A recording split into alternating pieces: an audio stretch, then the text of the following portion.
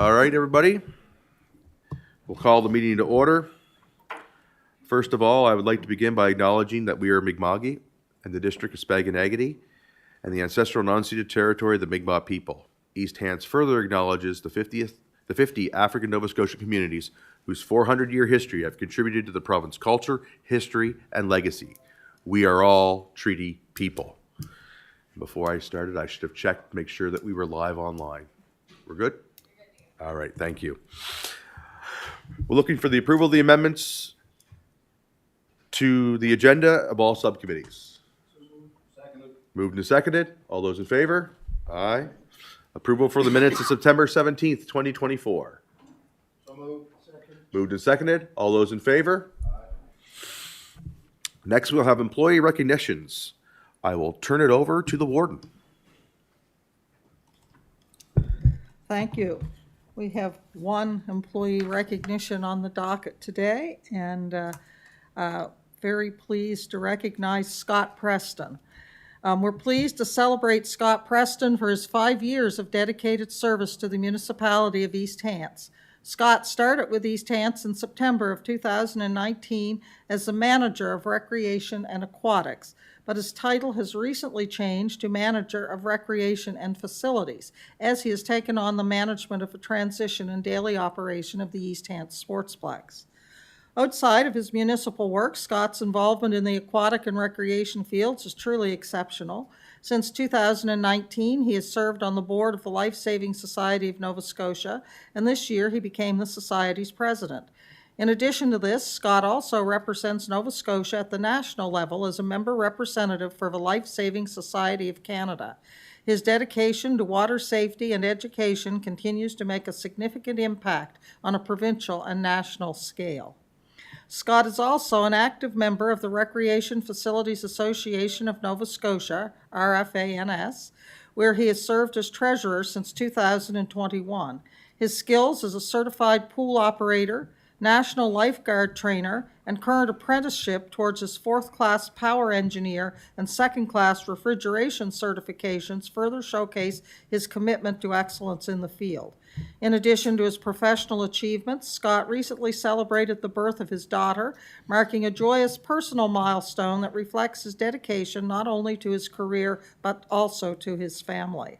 Scott's contribution over the past 5 years have made a meaningful difference in our organization. He has been an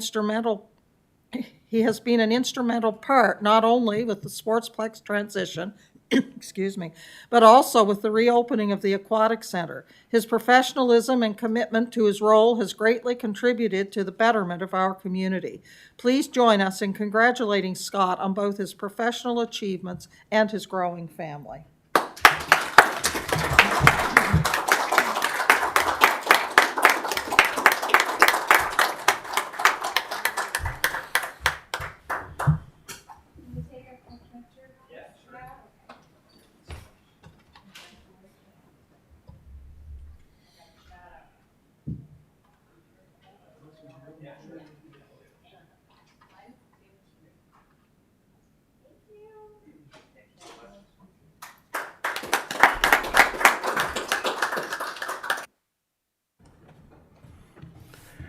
And again, Scott, on behalf of all council and or committee, thank you and congratulations.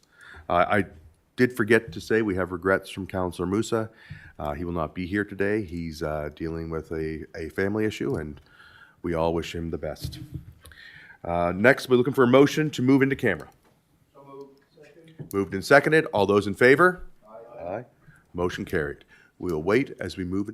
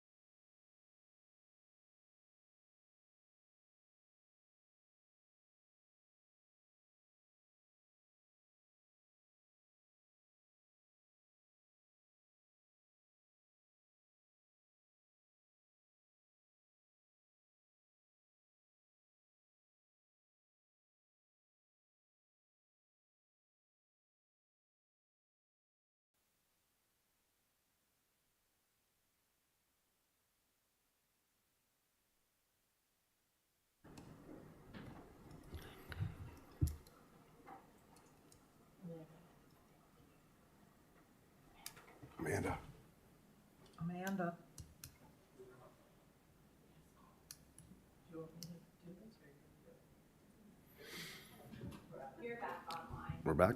All right, I'd just like to report that met in camera to discuss a land issue. There are no motions coming forward as a result of that in-camera session. Next up, we have Fire Advisory Committee Terms of Reference. And I'm going to turn it over to Adam. Thank you, Mr. Chair. As I just close out something before I pull up the report, just transitioning from our in-camera conversation here. Actually, Amanda, if you wouldn't mind just pulling up the report on your screen, that would be helpful for me. So, committee today, we had a question come in a little while ago from one of our Fire Advisory Committee members just around length of term of service. And so we pulled up our council's terms of reference and looked at it, and we realized when you updated your last terms of reference in 2021, the length of service was unintentionally removed in the transition. So we're coming back here to you today to essentially request that you consider updating your terms of reference to include the dates for services for both council and the committee members. And as part of that internal review, we looked at when the opportunistic time to transition those committee members would be. And we're also recommending two things with that. So the main one is that so all of council and all of the committee members don't leave the committee at the same time, and you've lost kind of that knowledge of your committee. So we want to stagger them so your council representatives remain on the committee once you have an election cycle, and you appoint through your nominating committee, you appoint your council representatives in that November. They would stay on. And any transitions of your new committee members, I'm just looking at the notes here, would be the following April, if I have it correctly. So the other piece to this is for the past few years, meetings have been held virtually on Zoom. So we're also recommending that this be standard, and I guess we could look to the council committee members to kind of validate that the Zoom meetings are working effectively for the committee. There isn't a lot of business that goes to this committee, but when the business goes, the committee needs to be available. We do cancel a few meetings. We schedule them every quarter for council. So we do have recommended change in there that the meetings are held through Zoom. So those really, in a nutshell, are the two main changes. One was a clerical mistake when it was transitioned over, and we're recommending that you split your transition times from council to committee members, and the second one is that your meetings can be held through Zoom. Thank you. Thank you, Adam. First up to speak, Warden Rolson. Yeah, certainly supportive of the recommended motion. The only thing I would say is that the meetings do work well, having them by Zoom. I wouldn't want the wording to rule out, I see it now, unless an in-person meeting is deemed necessary. So having seen that, I would move that the Corporate and Residential Services Committee recommend to council that council approve the updated Fire Advisory Committee terms of reference attached to the October 8th, 2024 Executive Committee agenda. Seconded. Moved and seconded. Any discussion?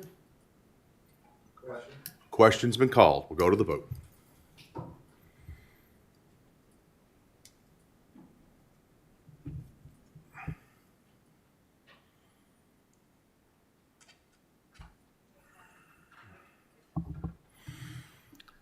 And the motion has passed unanimously.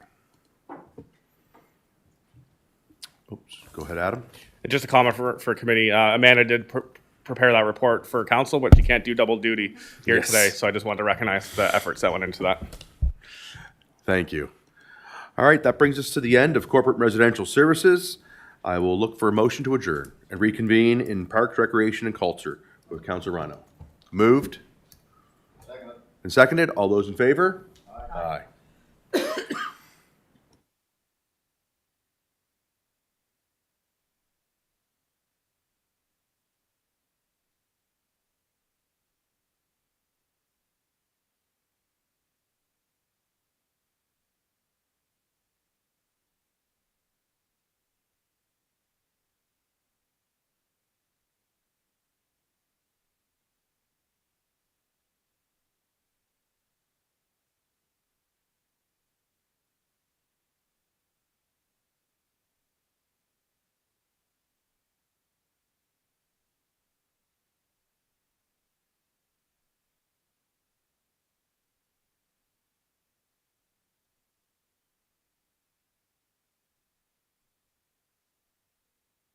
Approval of the minutes, June the 18th, 2024. What is your wish? Moved by the Deputy Warden Green, seconded by Counselor Hibb. All those in favor? Aye. Contrary of mind, motion's carried. Next order of business would be District Recreation Fund and Beautification Grant Allocation. Alana, you'll be taking, Volunteer. oh, I missed that, excuse me. It'd be 2025 Volunteer Awards, location and date. Alana, you'll be taking that?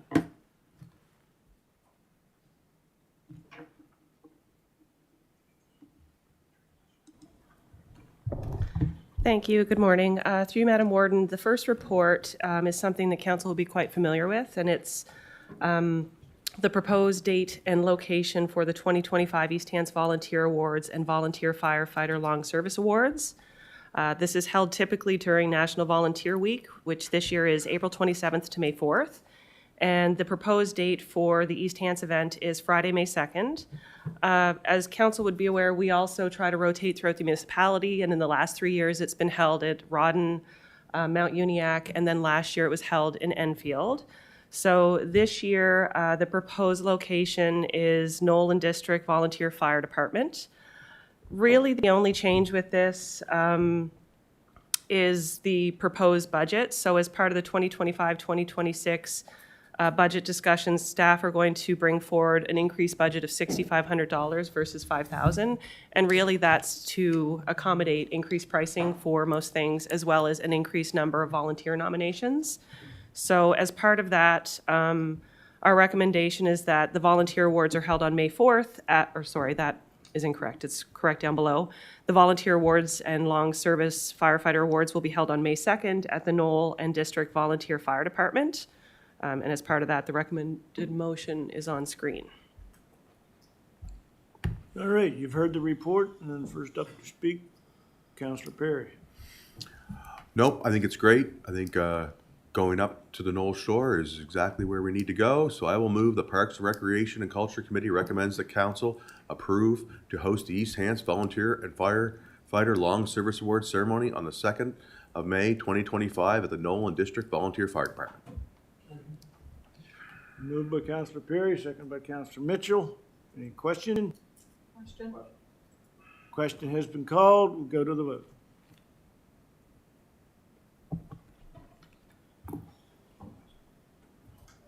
And Eli's not here, so it's passed unanimously.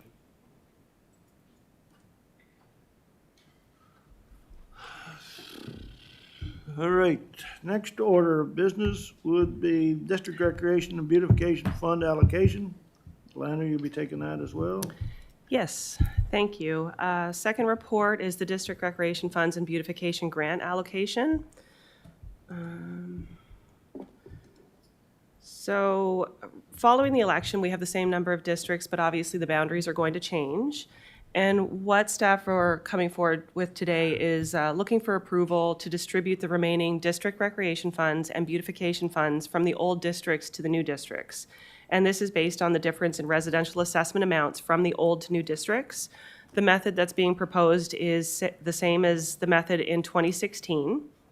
Also with that, previously councilors had received $2,000 per year for their beautification projects in their districts. Any remaining funds from fiscal year is carried over and held in a cumulative balance and held in reserve.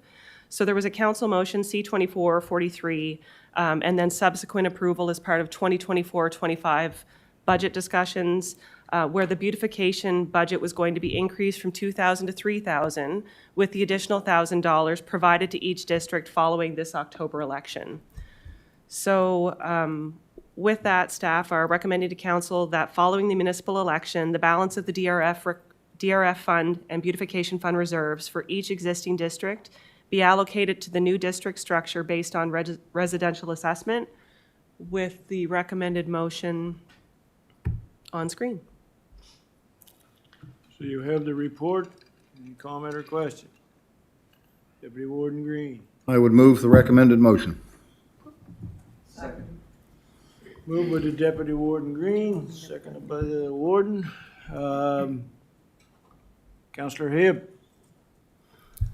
Thank you, Mr. Chair. Through you to staff, District 3, the money that would be left there, and since Milford is now a new district, will that money remain as part of District 3, or will that be divided into what was left into Milford and Nama River? Or is there, I don't think there's much left anyway, but I just want to clarify that. Kim, CIO. Through you, Mr. Chair, the money will follow the properties wherever they go. So if the property was in District 3 and it's now in District 6, then the money would move to that new district. I thought that's what it was, but I just wanted to clarify. Thank you.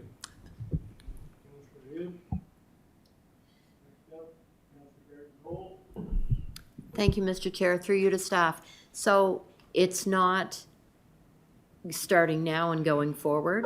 It's taking it with them.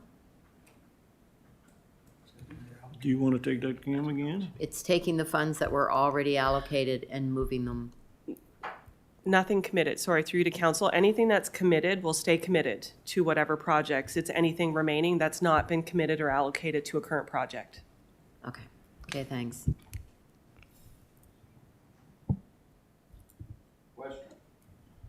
Seeing no one left and the question being called, we'll go to the vote.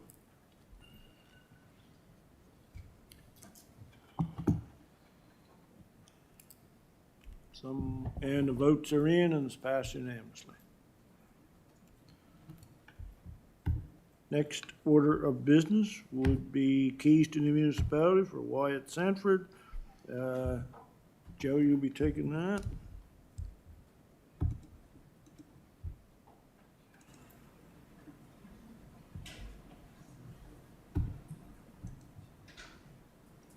It's staying on hers.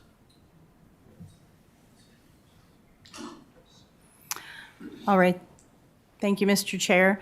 So at September council meeting, council did make a motion to proceed with recognizing Olympic medalist and East Hants resident Wyatt Sanford with the key to the municipality. So staff prepared a report, and you'll see that we're recommending we can do an award for about $250 and an event up to about $500.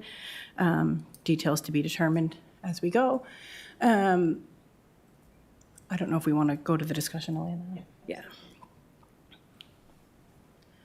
So in the background section, we just scrolled right past. The key to the municipality has been awarded 3 times previously in recent history.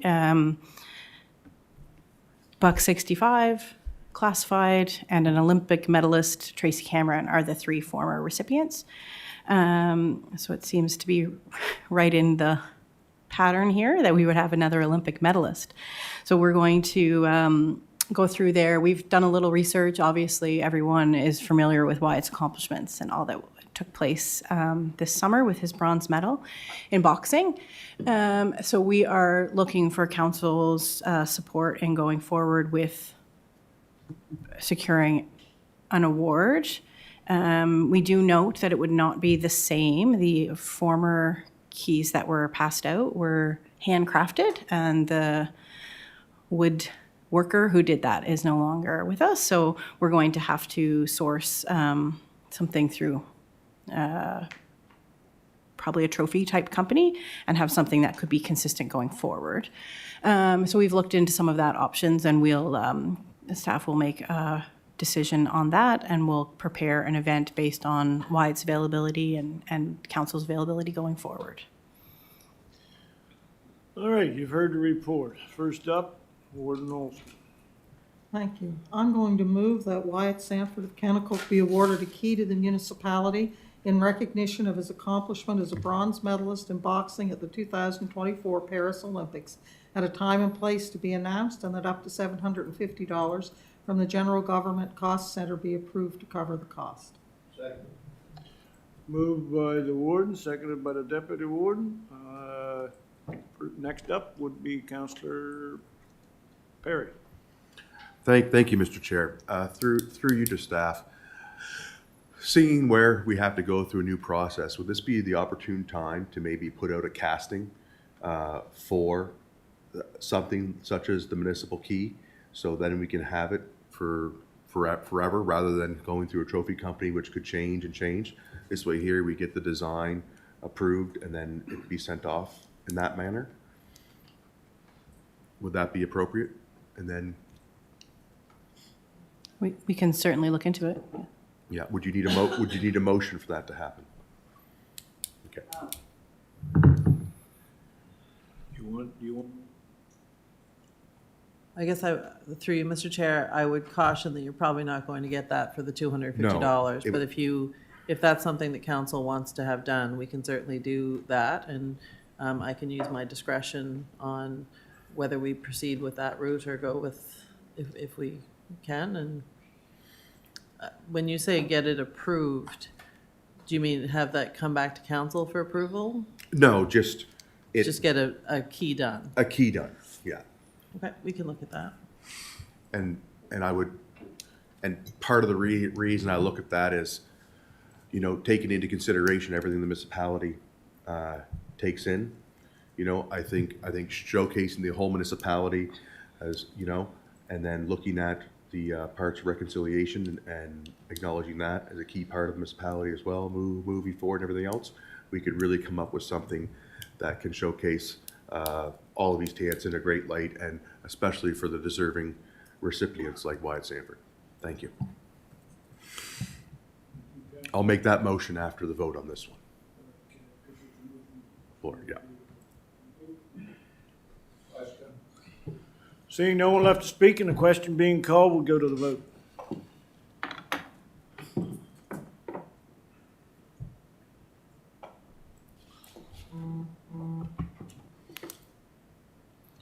And the vote is in and is passed unanimously.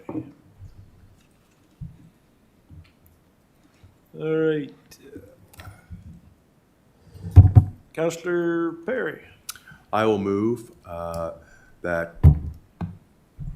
we create a permanent casting or design for the key to the municipality, funded and approved at the CAO's discretion. We have a seconder. I'll second. Moved by Councillor Perry, seconded by Councillor Garden Cole. Any comment or question with regard to the motion? Question? And seeing nobody want on to speak, we'll go to the question. Question call, we'll go to the vote. And the vote is in, it's passed unanimously. All right, next order, we're scheduled for a break, but it's only it was scheduled for 10:15. We seem to be quite far ahead. So is it agreeable that we continue on with Parks, Recreation, Culture? Agreed. So the next up would be Sportsplex Update Fall 2024. Mr. Preston, you will be taking that.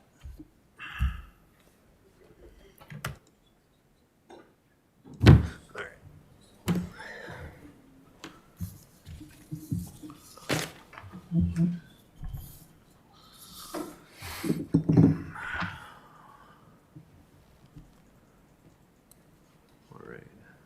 Perfect. Okay, thank you. So this report is to provide just kind of a general update on the East Hand Sportsplex transition operations and an overall facility update on some of the capital repairs that have been done to the facility to date. So we'll just go down to the background. And just going back to earlier this year, February 2024, Council made the decision to transition daily operations of the East Hand Sportsplex over to municipal staff on May 15th. A majority of the original staff from the association remain on contract, reporting under the Municipal Manager of Recreation Facilities. On May 22nd, Council terminated the capital project 21-012 and approved the new capital project, the revitalization project of $835K for staff to complete projects required at the facility. So moving in just to some discussion here on the transition operations of staff. So leading up to the changeover, staff worked with the existing Arena Association staff to prepare for the facility transition. One of the most important things was getting the staff contracts in place for the Arena Association employees, offering everyone new employment with the Sportsplex effective May 15th. Following the transition, the manager of Recreation Aquatics moved into the Sportsplex facility to begin working directly with the staff, and through assessment with HR, drafted and created a new organizational structure to work within our recreation and facilities team in Parks, Rec, and Culture. The feedback from the staff team at the Sportsplex has been very positive to date. Touching on the capital repairs, staff immediately entering the facility, reviewing inspection reports that were previously conducted and doing our own assessment, identified multiple, equipment that needed to be replaced and other capital projects. That was approved by council for $835K to begin these capital repairs. To date, staff have spent approximately $200K of that. Some of this included fire safety system work, ammonia plant equipment. There's been flooring renovations done, and LED light replacement has been conducted throughout the facility. And there's also been some maintenance done on the Dome field house. Staff have also done a number of walls, painted a number of walls and doors throughout the facility. As part of the upcoming budget discussion, staff will identify more operational and capital projects for consideration, and the current capital revitalization repairs will continue this fiscal year. There's more painting, more lights to be replaced. A new Zamboni is on the slate for replacement. There's kitchen equipment for Roxy's Cafe and other mechanical components in the facility that need to be repaired. One of the, when staff transitioned and started meeting with the Arena Association staff, we conducted interviews. And one of the most common themes we heard amongst staff was the security and the need for improvement of security on site. Whether this was physical presence or technology. So based on this, staff issued an RFP and have been working with a contractor to identify, the current state of security at the facility and recommended actions for additional CCTV cameras, door access, and alarm systems for this facility. So this contractor, we're still working with them. They're going to provide us with cost estimates and recommendations to get the facility up in a higher standard of security. Staff are exploring on-site security for Friday and Saturday evenings as well, where we know there's been issues in the past. Some other assessments done is around the roof. Staff are aware that there is several roofs leaks happening throughout the facility. It's understood that the association previously had a company in to repair these issues, but there's several leaks that still exist today, and this isn't good for the ice. Some of this drips on the ice, or there's other issues that could happen that we want to make sure doesn't happen if it gets out of hand. So to better understand what these leaks are, how bad they are, we've contracted a roofing consultant to conduct analysis and provide us with estimates as well of what this looks like. We're still working with that contractor, and we're hoping to have that report finalized soon. So going back, that's the capital repair update. Going to the user groups and communications from a rental side, communication started prior to May 15th, leading up to the transition of May 15th. Staff received communication contact information from the East Hants Arena Association, and the municipal staff drafted new rental terms and conditions, a process for how to book, because we knew this was going to be important for all of the existing user groups. So how do I book ice? How do I book turf? So we sent all that information out in the springtime, and have been working closely with those user groups to make sure that people got the time slots in place, and we're filling the facility with bookings. I would say that our fall winter 24-25 contracts are probably 95% complete. There's a few empty time slots that we're working with. And we're working towards a model that also allows online registration for folks looking to go online and book some last minute ice or book some last minute turf time. We're still working on implementing that. Staff have also created different time slots available for free public skates and free open turf time. The projected revenue of current contracts in place projected to end fiscal year end date March 31st is just shy of 1.2 million. So working with the user groups, there's been a lot of feedback, and mostly has been positive. Many groups appreciate the rental contract that the municipalities put in place that clearly outlines the times, the dates of your rental, so that there's no confusion of double booking. And there's been a lot of positive comments of the upgrades to the facility in terms of the lighting, the paint, and just some of the flooring and other renovations that staff have worked on. So that has been really well received.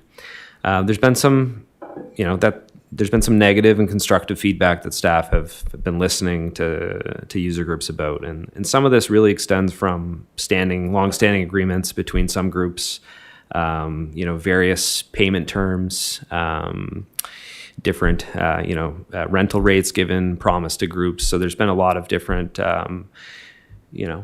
agreements verbally that have been done before in the past, and staff have been really trying to work diligently with each user group to find a solution, and a solution that prioritizes the user groups of East Hants Sports. So there's been a lot of feedback and on those payment terms and insurance requirements, and it's important that council knows that we built these rental terms and conditions and these best practices off of what other municipalities are doing, not just in Nova Scotia, but across Canada. These are pretty standard rental terms that are best practice. Hearing from these groups, we are hearing that a discounted minor sport rental rate is needed at the center. This would be more in line with other recreation facilities that have a minor or youth sport rate, and also an allocation policy to give guidance on which groups get priority in ice or turf over others. So that is something we're hearing. As per the municipal fee policy, council has the authority to set fees for the arena and turf rates at the Sportsplex. A fee review on rental rates for these assets could be brought back to council to set rates for future years, and this would include a review of all the rates of the Sportsplex. We could have a discussion of the various group rates. This would include a jurisdictional scan of comparator facilities in the province, and give a recommendation of rates, and also what the impact of those rates would be to user groups. So what the cost or the savings could be depending on that rate, and also what the cost or savings would be to the municipality if that rate were to be implemented. So that is what a fee review would look like for the Sportsplex. It is necessary that a fee review be accompanied by that allocation policy, as we spoke earlier, that does provide a framework to staff that allocates rental space based on different user groups at the discretion of council. So this report's in line with the strategic plan objective of sustainable infrastructure and facilities. It supports the informed, sustainable decision-making by considering all the relevant information and make decisions that lead to a sustainable community. I guess I'll go up to the recommendation of what we're really talking about here is to conduct a review on the rental rates for indoor turf and arena rental, and to recommend these rates for 25-26 season and future years. And the recommended motion is presented there. And that would conclude my report. Yeah. All right, you've heard the report. Thank you for that. And first up to speak, Councillor Tingley.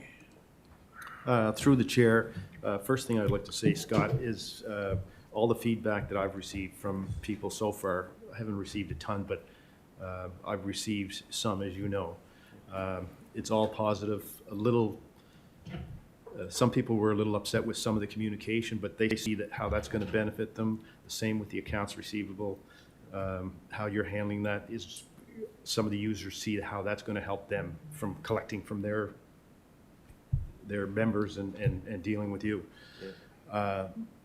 The staff, they just seem to have an extra bounce in their step these days, and the facility just seems to be very well run. You seem to have gotten it out of the gate really well.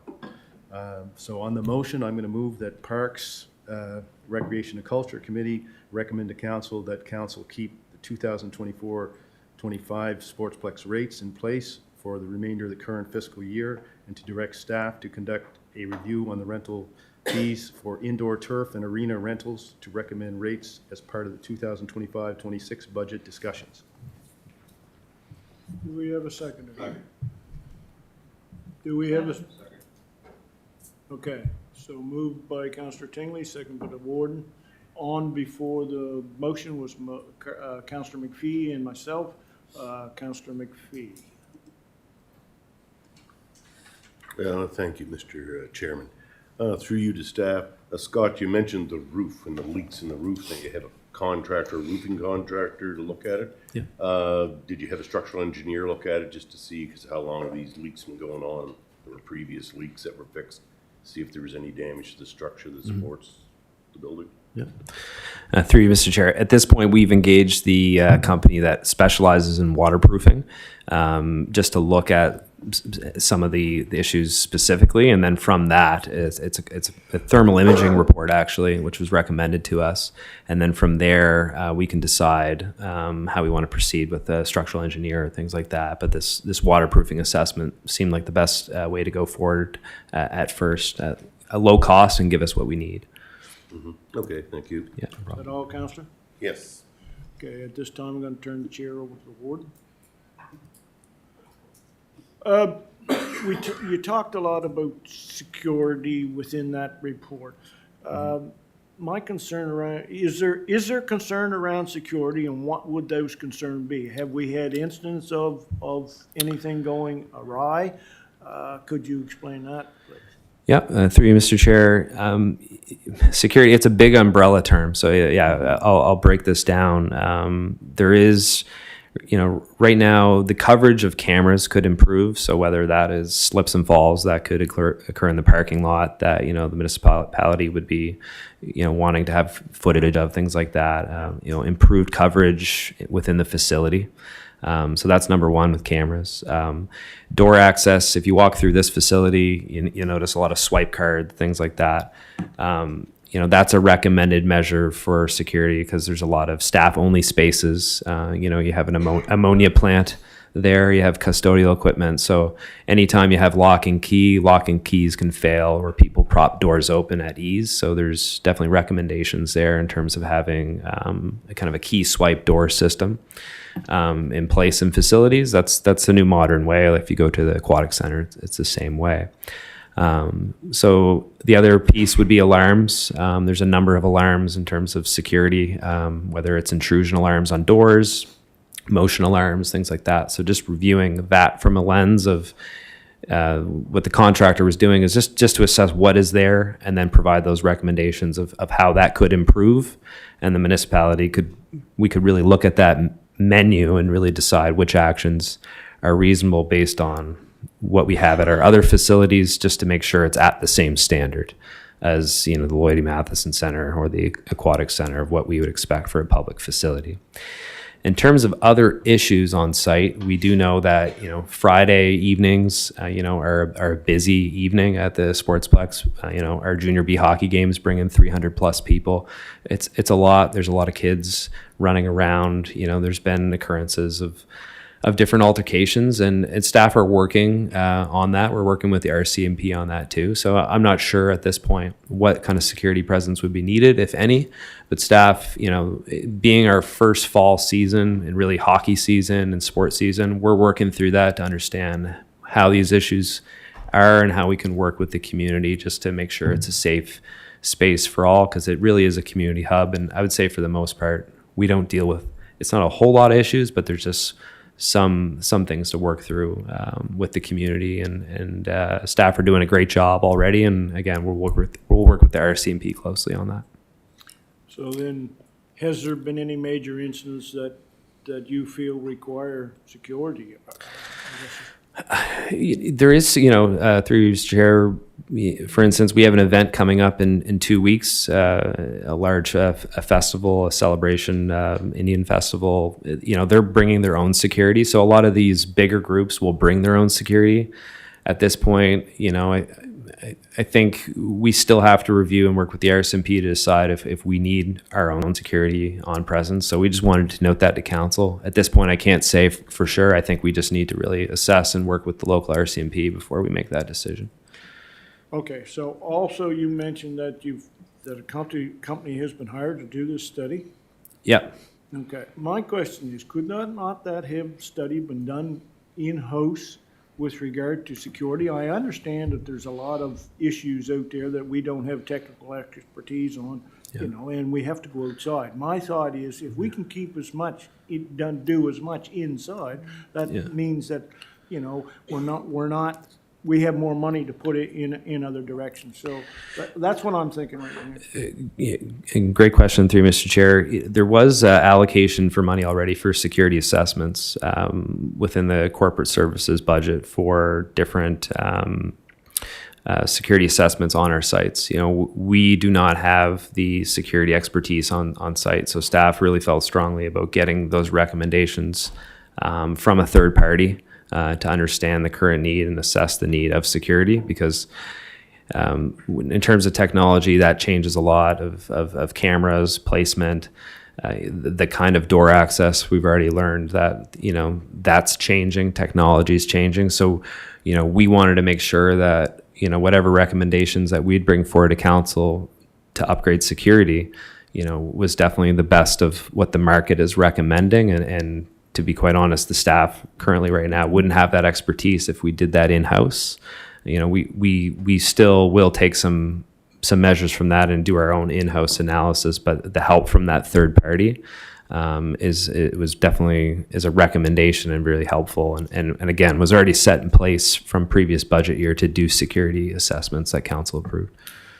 Okay, I accept that, but as much as we can do in-house, I'd like to see it been done in-house so we could put monies in other directions within the facility. That's all for me.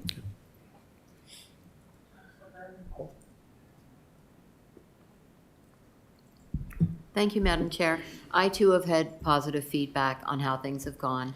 I know there's been a couple of people come to me about, as you talked about, contractual things that may have happened in the past.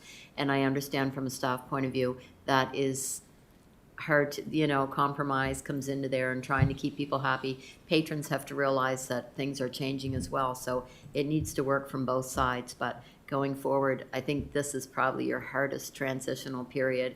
And then you will establish your own rules going forward. But it's kudos to staff. I think it was actually a monstrous sized task in getting to where you are now. And I think the community is being positively affected by it, and they're seeing that. So I think it's amazing.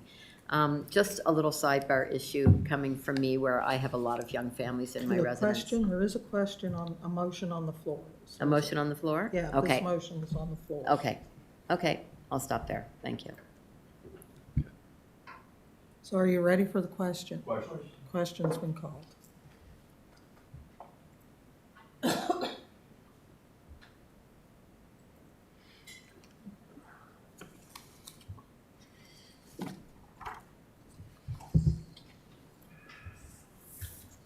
Motion is passed unanimously, and I'll turn the chair back to you, Council.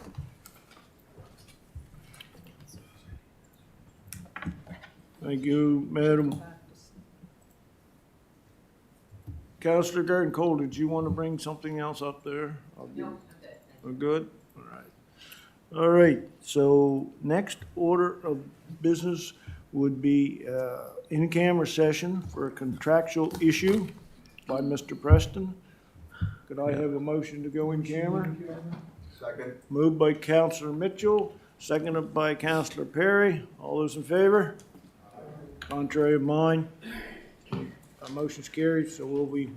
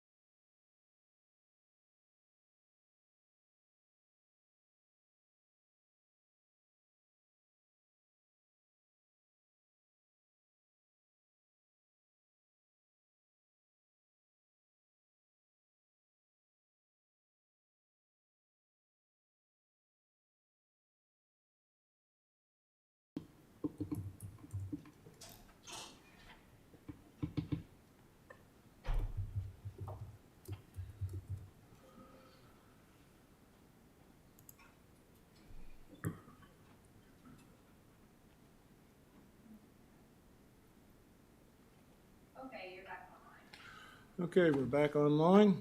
So before we adjourn, Counselor Mitchell, you wish to speak? I move the recommended motion. You know, Is the one on the screen or the one on the new one? Move the Park Recreation and Culture Committee recommends to council, council approve a general government grant to the East Stands Curling Association up to $3,000 for programming for the 2024-2025 season. I so move. Been moved by Counselor Mitchell, second by Counselor Perry. Any comment or questions with regard to the motion? Question. Seeing no comment and the question being called, we'll go to the vote.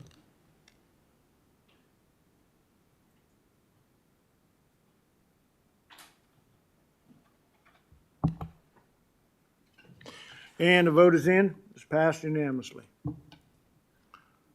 So currently, that brings us to the end of our scheduled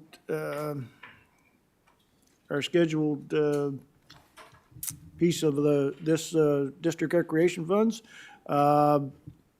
Any, I will entertain a motion for adjournment we'll take our break. Is that agreeable at this time? To return to Infrastructure and Operations Committee, chaired by Sandra Garden Cole, and we'll return probably somewhere around about 10:55. Moved by Councillor Hibb, seconded by Deputy Warden. All those in favor? Aye. Contrary mind, motion's carried. We are at break.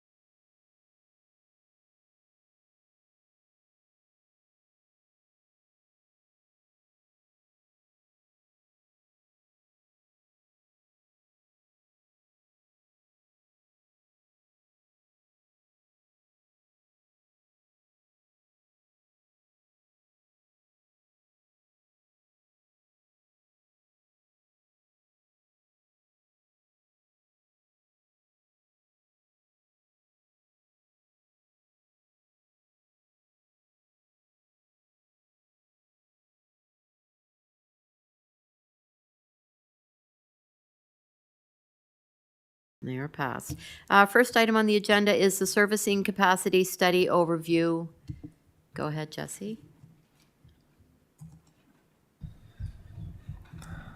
Through Madam Chair, I didn't get locked out of my screen. That's a good start.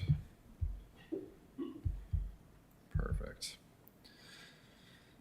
So this report summarizes the results of the capacity reports and capital projects costs out to 2050 for both water and wastewater infrastructure. There are three main information contributions to the overall summary on capacity. The Lance Lagoon Optimization Study, which was completed by Dillon Consulting, April 2022. The expansion of the Enfield Water Treatment Plant, the design was completed by Dillon Consulting, 2023. And the East Hants Servicing Capacity Study, completed by R.V. Anderson, published February 2024. On the completion of those sources of information, staff then undertook additional due diligence that included influence sampling at the Lance Lagoon, some changing operations, some operating changes at the Lance Lagoon, in-field testing of wastewater lift station pumps to validate what was being reported in the studies, and prolonged system monitoring.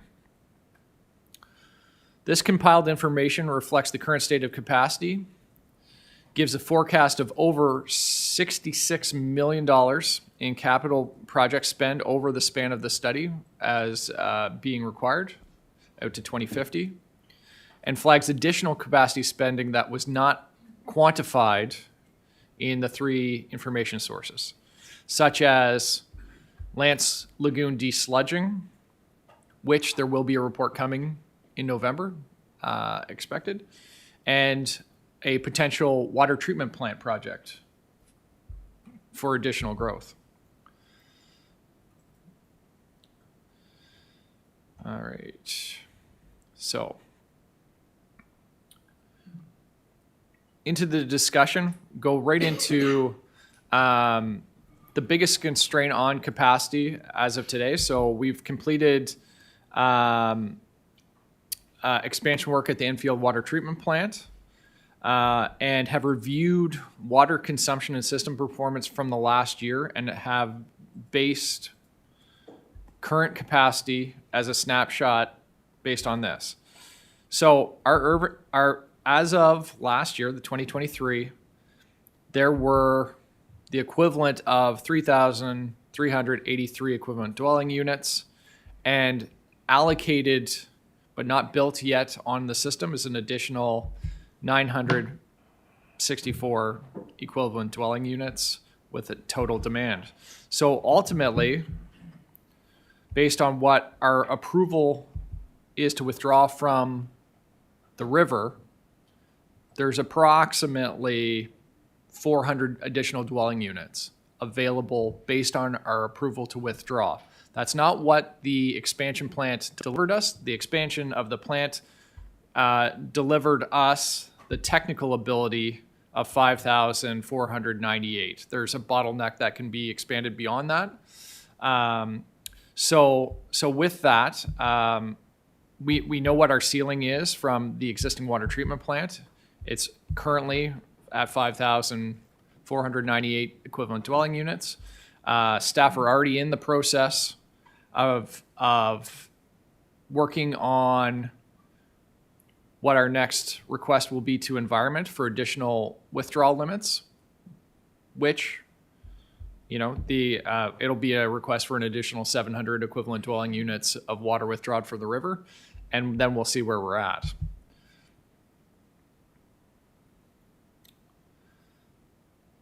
So the Lance Lagoon Optimization Study, that work identified different constraints, and it caused a lot of testing after the fact because there was a lot of unknown information, specifically with the influent quantity going or quality going into the plant. We didn't have a measurement for that, so there was a lot of assumptions in the report. Staff went back and then implemented sampling so we could validate performance, and So two of our key metrics, how are we delivering on overall performance? So one of the key measures is BOD. As you can see on a major growth over the last year where demand on the system went up, our plant continued our effluent. It's a demonstration of performance. Even with that increased demand with hundreds and hundreds of homes coming onto the system, we were able to hold our quality at the outflow, which was good. And that was based on changes to operating systems that weren't recommended in the study we did after the fact from learnings from the study. Phosphorus is believed by staff to be one of the major environmental constraints in the future, which is the risk flag in the report for council to be aware of. Our next approval to operate is going to be due in 2026. At that time, staff are going to be requesting a phosphorus limit of 1 milligram per liter. And based on our operational changes that we've made, staff are quite confident we can keep and maintain that below 1 in today's world without making any changes. That said, the report itself is suggesting a 0.5 limit. So in that scenario, you can also see that work would have to take place. So that's something that's going to have a dialogue with environment over the next couple of years and could trigger different timing on a major capital project at the Lance Lagoon. So it just depends on our approval limits when a function will happen. And what's also highlighted later in the report is ultimately the equipment will age out before, even if we're at 1, we have that phosphorus limit of 1, our equipment age is going to age out before, and we're going to have to do something substantial. We have the same technology of our blower system from the 89 install. Our equipment doesn't exist anymore. You can't buy it new. So we're in a state of constant repair to keep that equipment going, and so we'll age out before a capacity concern from staff's perspective. We believe if we can get those limits from environment, we can continue to triage for years. However, age will become a factor. Staff, through all the listed projects, tried to consolidate projected spend to show where large buckets of money would hit. This is a complex list that will be brought forward in the 5-year capital budget on line items, and this is always going to change. So year over year, no different than the last capacity report that showed a projection on timing. Things get pulled ahead and pushed back depending on new developments that come into play, or things break before planned changes in operating plan, but it's a guide. What this is a guide on potential spend that will work back with finance team and make the appropriate recommendations through the next capital budget. The one thing that I mentioned before, it's that spend on the Lance Lagoon is that $22.5 million. Staff are anticipating that to be somewhere in the range happening between 2030 and 2035. Not 2050. That's based on quality, based on our assumptions, not on age. So we actually expect that sooner.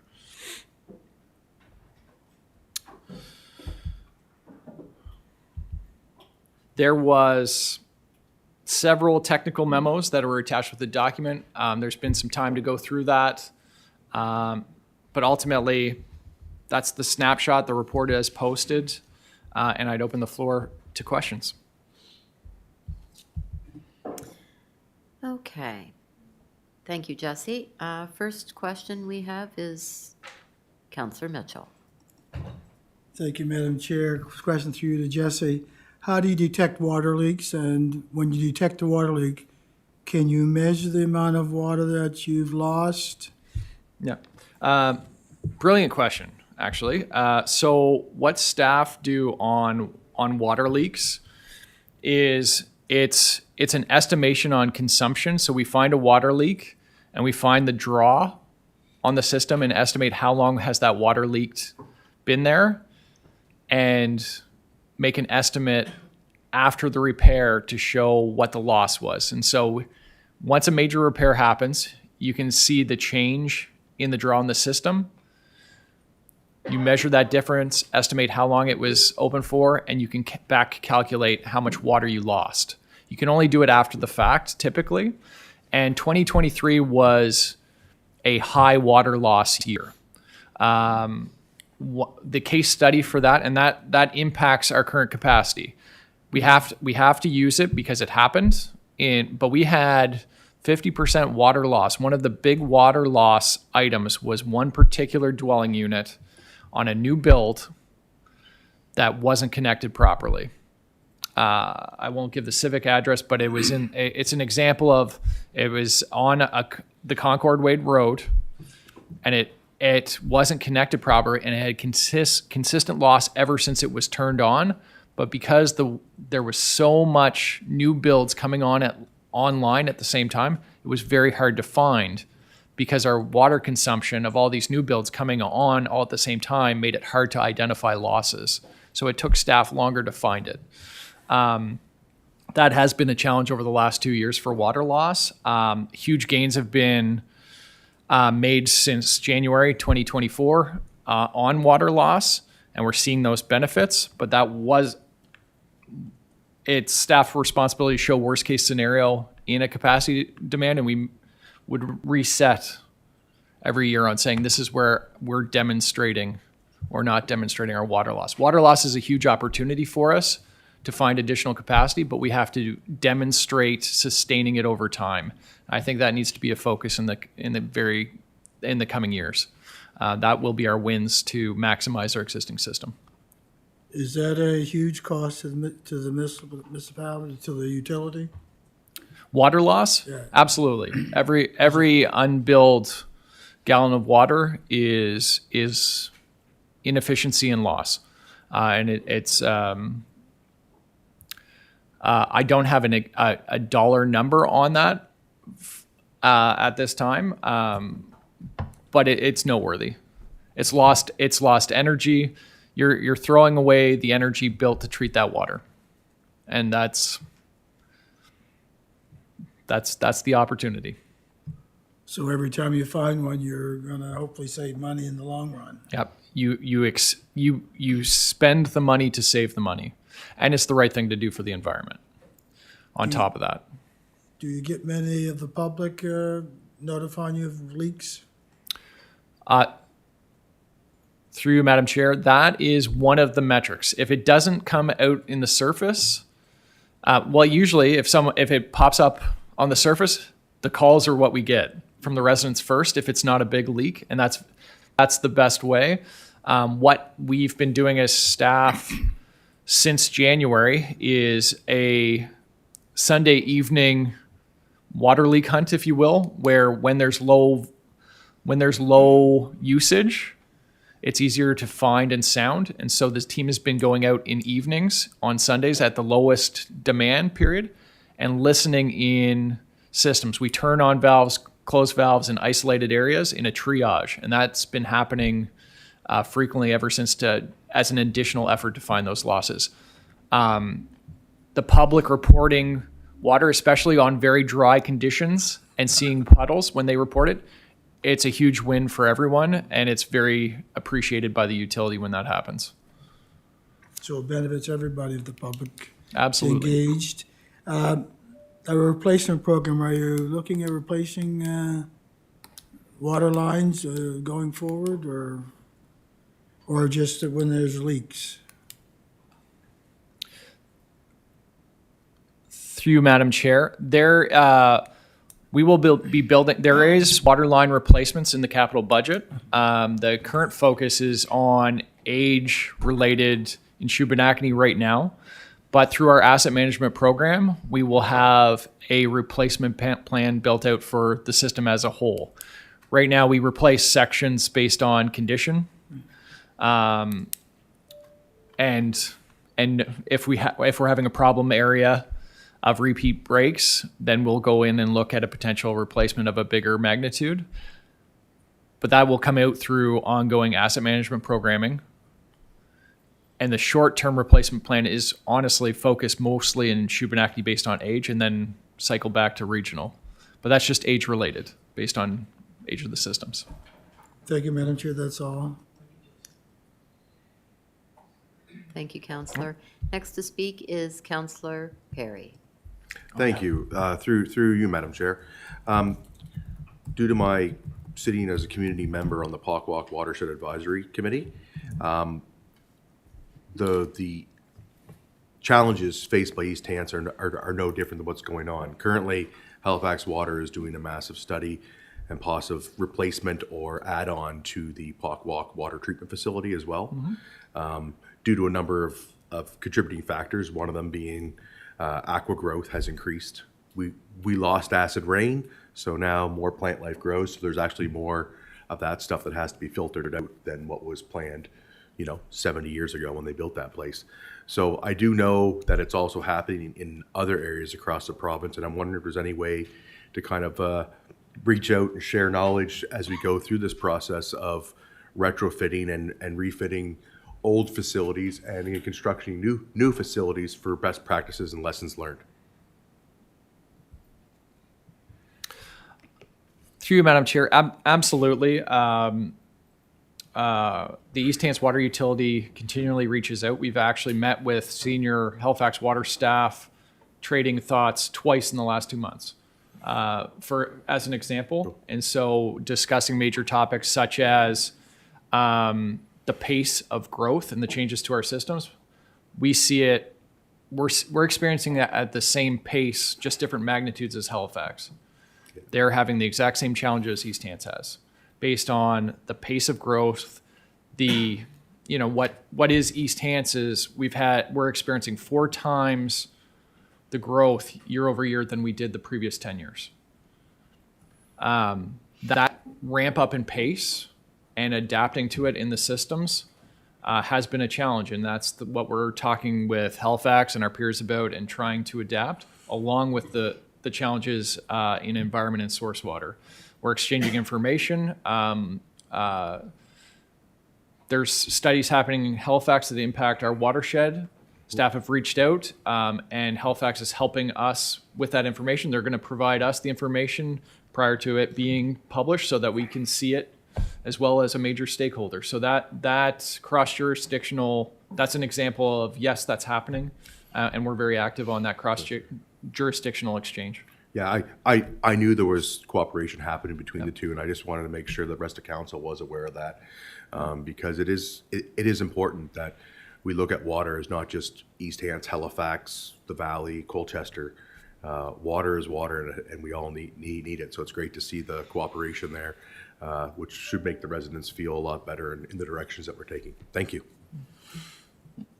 Thank you, Counselor.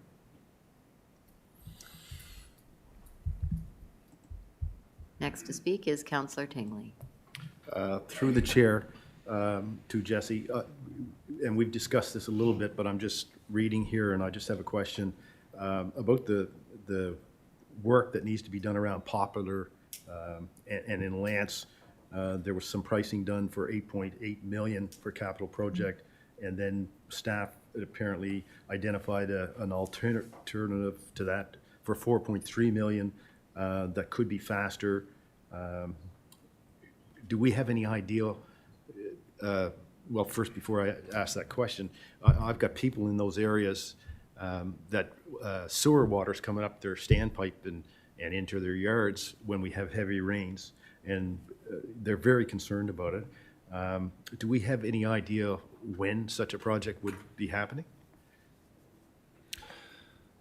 Through Madam Chair, there isn't a project that's approved in the capital budget as of yet. That said, is that particular project will be brought forward in the capital budget discussions in January. That is the intent, is to bring that up for consideration. It's one of the higher priority projects from a INO staff perspective, and that will be pitched to council for consideration. So that order and sequence and Poplar Drive in particular will be discussed in January with a decision to come out typically March at the latest, depending on how council goes through the budget process. If it takes longer, it takes longer, and then go from there.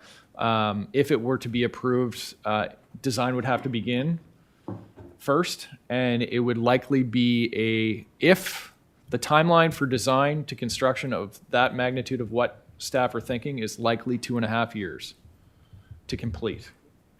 And that's something that can be articulated, is once there is a go, whenever that go is given, it's probably around that 2.5 year mark, and that can be articulated to the residents in the area.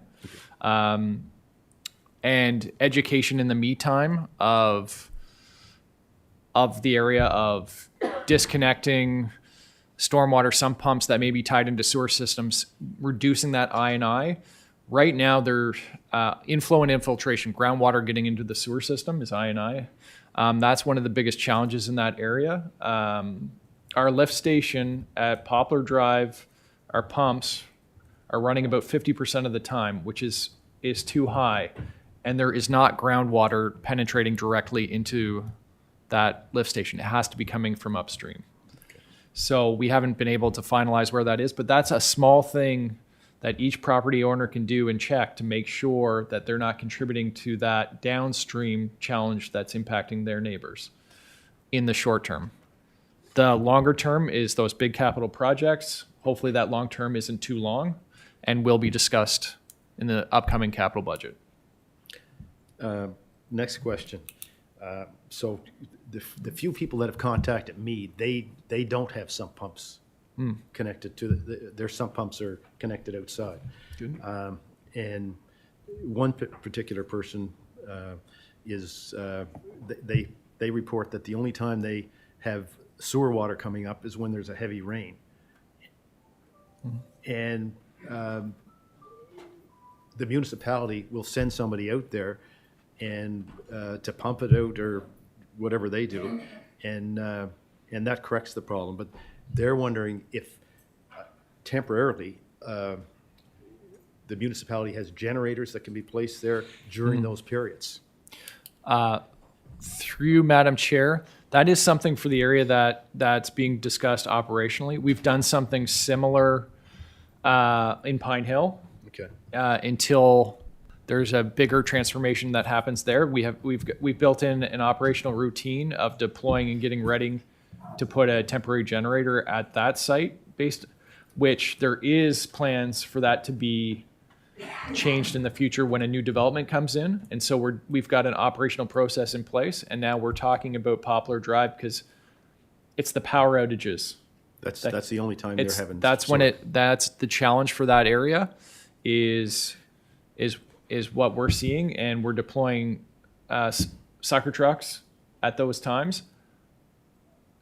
But the backup generator to get that moving so there's not backups in the general area is the opportunity, and we are looking at that operationally. So that's something will be coming back on that at some point in time. So this is just going to happen because it's portable generators that we have, and making sure they're deployed and we can hook them up to the existing. So that Before a major event. Okay. Yep. Okay. So this is hurricane season as an example. Our prep, just to kind of get into, how you see it operationally.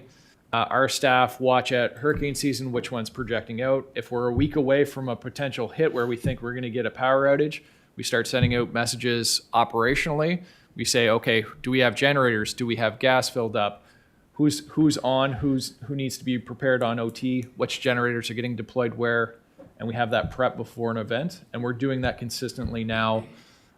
Versus, unfortunately, that's become our norm, and so that's how we're preparing. Okay. Okay. My last item is just a comment. Yep.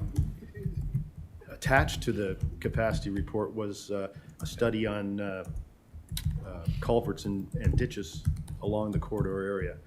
And that study identified a lot of culverts and ditches that were partially filled in didn't have adequate capacity, that sort of thing.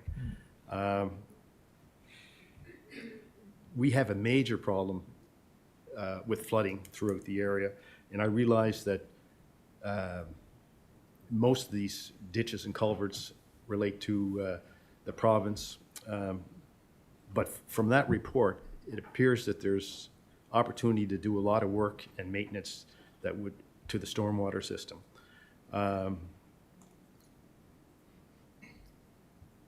I think somebody at I brought this up, in order to deal with this flooding problem, at some point, some level of government is going to have to step up and do a flood risk mitigation study and a plan to try to correct some of these problems. So far, council has voted not to do that, but the best I can do is just share with the public that, yeah, I acknowledge there's a problem with our stormwater. It's not all municipal, and it doesn't seem like anybody's making a move to correct it. That's just a comment that I'm making. Is that all, Councillor? That's it. Thank you. Next to speak is Councillor Perry. I'm going to move the recommended motion, move that the Infrastructure and Operations Committee recommends that council receive the report, which is to be posted for the public, and to add projects identified as needed within the next 5 years to the capital budget review for consideration. Second. Motion's been moved and seconded. Any discussion? Question's been called. We'll go to the vote.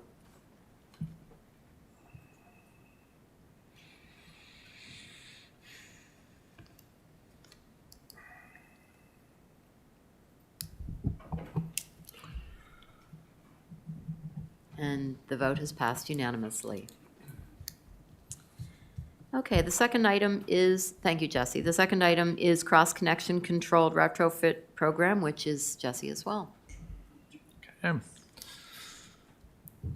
This report is to provide executive committee with options for expanding the cross-connection control program to include premises built before June 1st, 2016. Under the categories of industrial, commercial, and institutional buildings, apartment buildings of more than 4 units. That is the span of the, just a quick background on that. June 1st, 2016 was the launch of our full-scale program. We, at the time, as a municipality, chose to on a go-forward basis versus going backwards. However, that's left us with historic risk, and that's what this report's really highlighting, is an opportunity to go back and deal with that historic risk. So staff have identified 244 premises between the Shubenacadie and regional water systems that would be applicable to this program. Most premises would only require one backflow prevention device, but may choose to have multiple. While sprinklers service lines also fall under the category of cross-connection control, due to pressure sensitivities, they are exempt. So, from a safety stance, staff are considered 3 options where the municipality could financially support a retrofit program, and all options are suggested to have a phased-in approach. So, financially, there was 3 options. They're described in more detail within the report. Option 1 is the water utility purchase a bulk quantity of devices to be deployed. The challenges was, I'll get into that later. So the second option, which is what's recommended because staff believe it will happen faster and smoother, is a flat rate provided or offered to offset the cost of one device and the initial test, and with some estimates of what that cost would be. So an estimated projected cost, all of which would have to be updated in upcoming budgets. And the third is the water utility pay for partial costs of initial test only. So it's the lowest cost commitment option. There's tables and details within the report that showcase what's in the system today. and I'm just to go into the options in a bit more detail.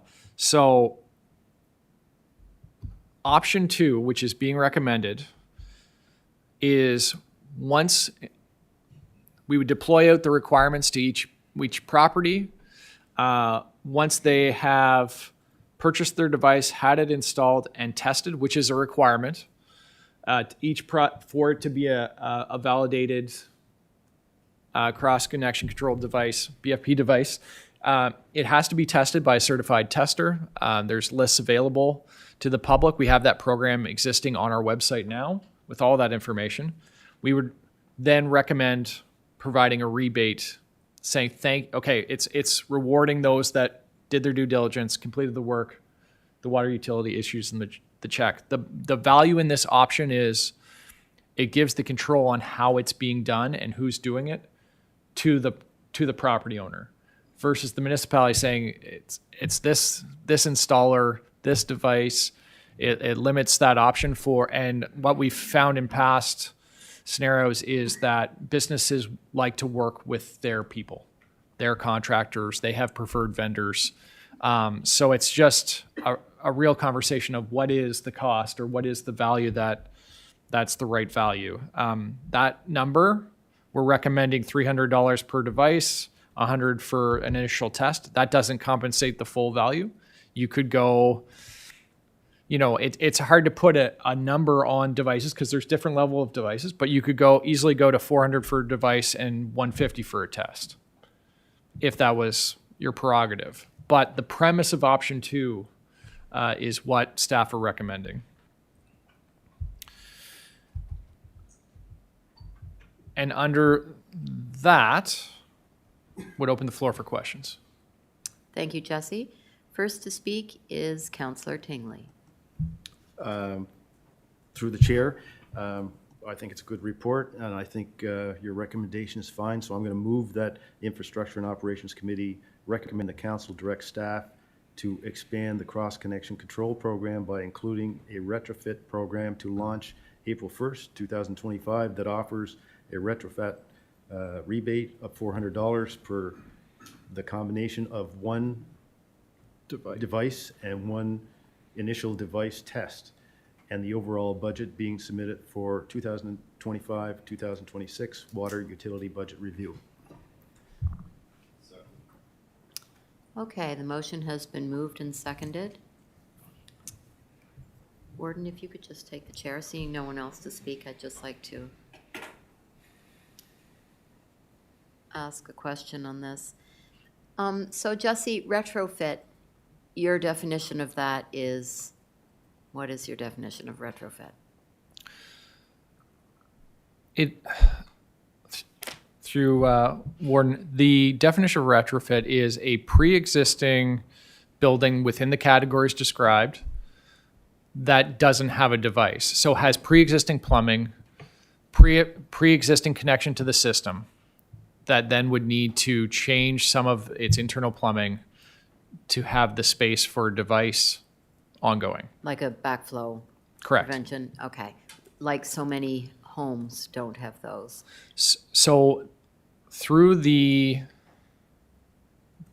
categories, the program does not include homes. Yes, yeah, and I was just It's four acknowledging that. dwellings and up, bigger structures, and we're managing the level of risk. And that's why Right. we've grouped it in those categories. That's why you've chosen those categories and see that as being beneficial to everyone.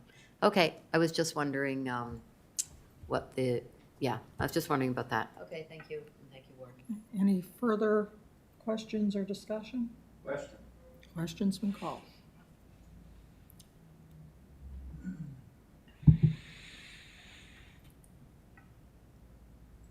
Motion is passed unanimously. I'll pass the chair back to you. Thank you, Madam Warden. Okay, the next item on the agenda is the Shubenacadie Village Core parking with Logan. I'll just run through it. You talk, we'll scroll.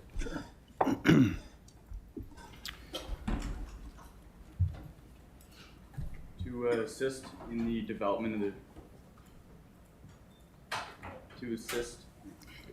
there we go. Third time's the charm. To assist in the development of the Shubenacadie Village Core, an area for public parking has been identified. Possible concept layout and statement of probable costs have been prepared for council consideration. $46,350 have been included in the 24-25 budget to procure the services of an external professional engineer to design a parking lot. Staff have developed a concept layout for the proposed site, as well as a statement of probable construction costs attached. Estimated costs are $242,000 for construction.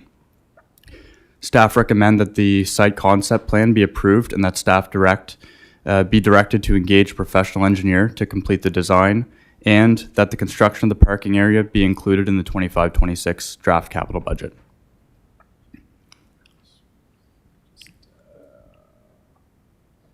Actually, I'll bring up the. I apologize, I didn't have the. I have it visual. open on mine. That's okay. I've got it here in 2 seconds. There we go. And that's the visual. So through you, Madam Chair, this is a visual of the focused parking lot. The red section is not in scope. It's just through discussions with the province of things they've provided comment on what they'd like to see in the future as well. But it's essentially the scope area is everything. This is the gravel hatched area. Correct me when I'm wrong, Logan. This is the main parking lot that will be paved with controlled access addition, and that's it in a nutshell. To expand on that a little further, the paved parking lot will be one way in, one way out to maximize safety, and the gravel portion would be kind of a municipal overflow parking area. And so we'll go back to the report. Apologize.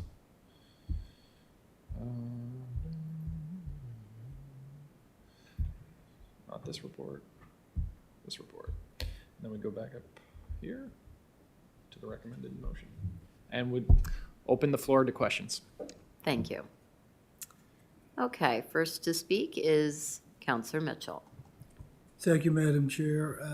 Is there a crosswalk from there to the other side to the sidewalk? Or is that a plan? Through you, Madam Chair, there's no crosswalk included in this concept. The current crosswalk exists at the intersection of Mill Village Road and Highway 2. Through consultation with Public Works, it was deemed infeasible at the time to include a crosswalk there, as there'd be no safe refuge for pedestrians on the opposing side of the road with existing parking and conflicts with existing utility poles. So they'd walk down the shoulder to get to the crosswalk? That's correct. Okay, thank you.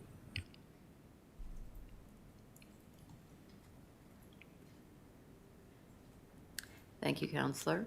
Next to speak is Counselor McPhee. Thank you, Madam Chair, through you to staff. Overall, like the concept. I like the fact that we're not touching the cenotaph because people certainly didn't want to see that touched. A couple of questions here. I see the new rock line ditch, so that's coming from up by the tracks, coming down to the existing ditch that's there, and then flows down. When I was looking at this and I thought about driving down, how does that water get? Does it just run down alongside the tracks? Just where does that water?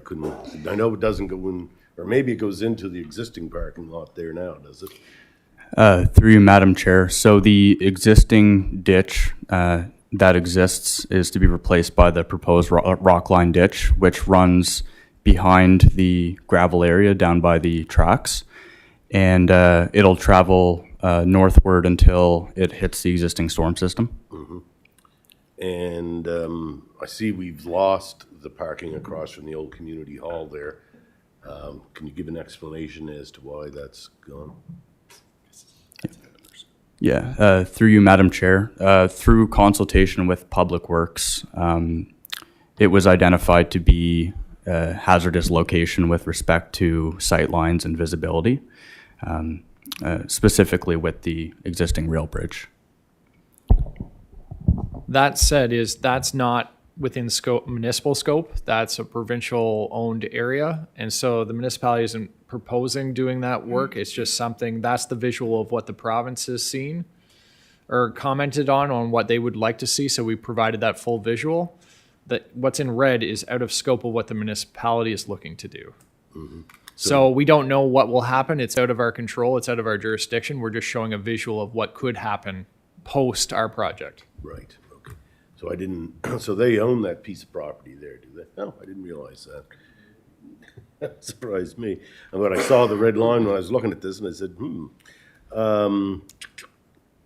yes, can that kind of, because from that upper parking lot, the overflow parking lot, people would have to walk down. That's what I was thinking. Is there any way, make a provision to give a walkway down there that people don't walk down around pretty near to the cenotaph and then back down to the what used to be the community hall? Because there is a lot of people park across for ball games and everything, so they're going to want to walk down over that slope regardless.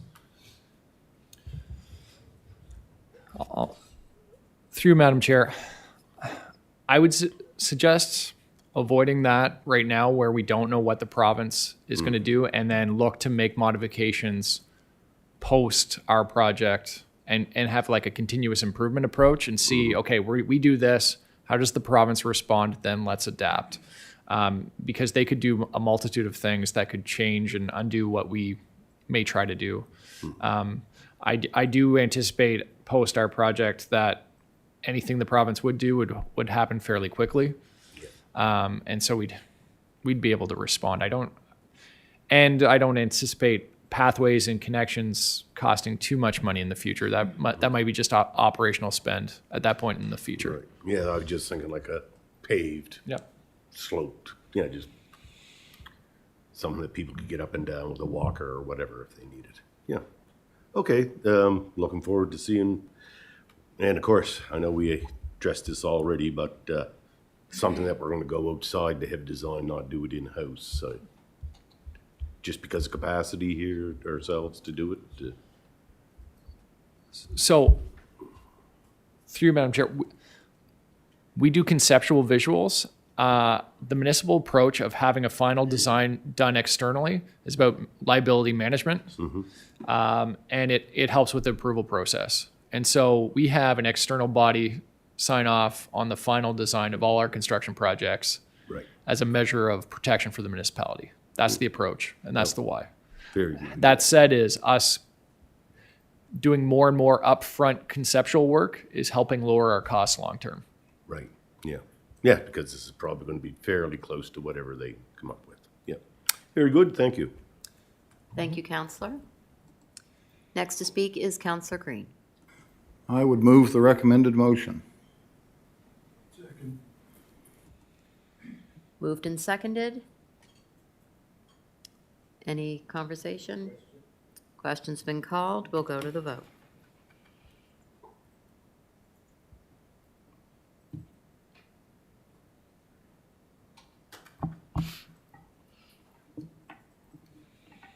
And the vote has passed. Vote has passed unanimously. Yeah, thank you. Thank you.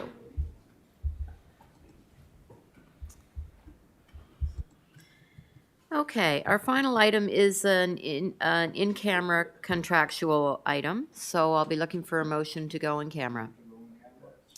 Moved and seconded. All those in favor? Motion is passed. We'll wait to go in camera.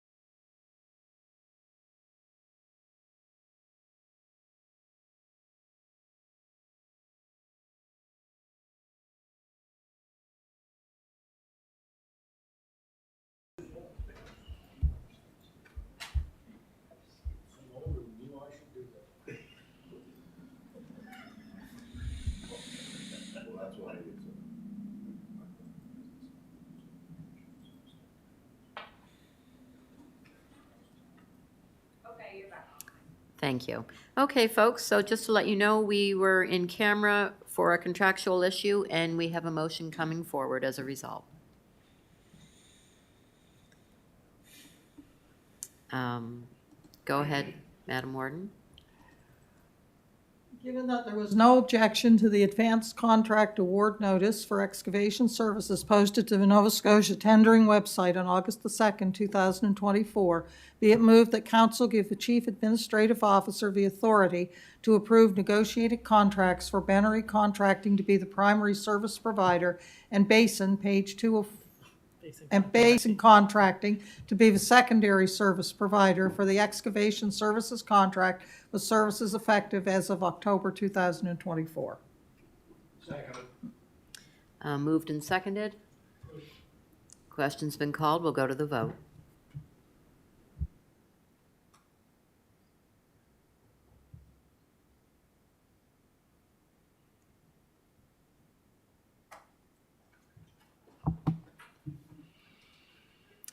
And the motion has passed unanimously.